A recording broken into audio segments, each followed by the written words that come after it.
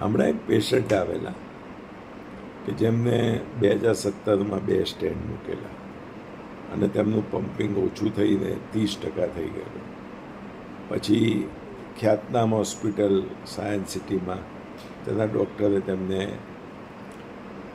જે heart ફેલિયરની medicines છે 30% pumping હાર્ટનું એટલે બહુ ઓછું કહેવાય, તો એ મેડિસિન્સ છે કે ભાઈ સેક્યુબાઇટાલ, વલ્સારટાન ને ડેપાગ્લિફાઝોન ને બીટા બ્લોકર ને આ બધી દવાઓ લખી આપી, ડાયુરેટિક્સ અને હાર્ટ રેટ કંટ્રોલિંગ દવા લખી આપી અને પેશન્ટ સ્ટેબલ હતા.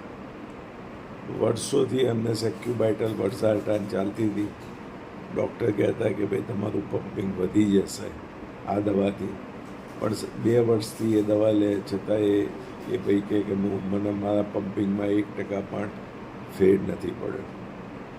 So what I am saying that આ બધી જ નવી દવાઓ જેમ કે સેક્યુબાઇટલ, વલ્સારટાન, વેરીસિક્યુએટ, ડેપાગ્લિફાઝોન અથવા એમ્પાગ્લિફાઝોન, આઇસોલેઝિન, ઇવાપેડિન,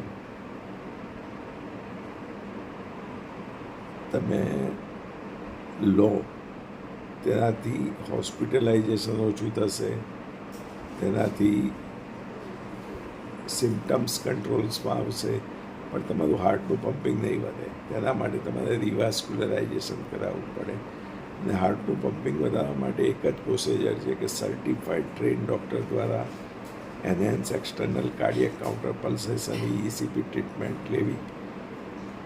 અને અમે તો હાર્ટ ટ્રાન્સપ્લાન્ટના પેશન્ટ્સને ટ્રાન્સપ્લાન્ટમાંથી બચાવેલા છે. 15% પમ્પિંગમાંથી 45% પમ્પિંગ કરેલું છે. તેનો વિડીયો પણ અમારા યુટ્યુબ ચેનલમાં છે.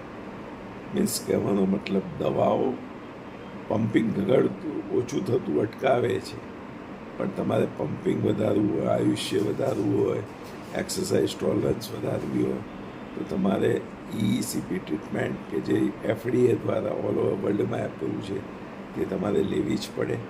કારણ કે દવાઓનું લિમિટેશન્સ આવે. દવા તમારું હોસ્પિટલાઇઝેશન ઘટાડે, જેમ કે લેનોક્સિન છે, એટ્રિયલ ફિબ્રિલેશન ને હાર્ટ ફેલિયરમાં લેવાય, તમારું હોસ્પિટલાઇઝેશન ઘટાડે. પણ તમારું પમ્પિંગ તમે એમ માનતા હો કે સેક્યુબાઇટલ, વલ્સારટાન એટલે કે સિડમસ કે વાયમાડાથી પમ્પિંગ વધી જશે તો 2-3 વર્ષ કહું તો દેટ ઇઝ નોટ રિયલ. 2% એ પમ્પિંગ વધતું નથી. મેં ઘણા કેસ એવા જોયા છે. માટે take ECP for improving heart pumping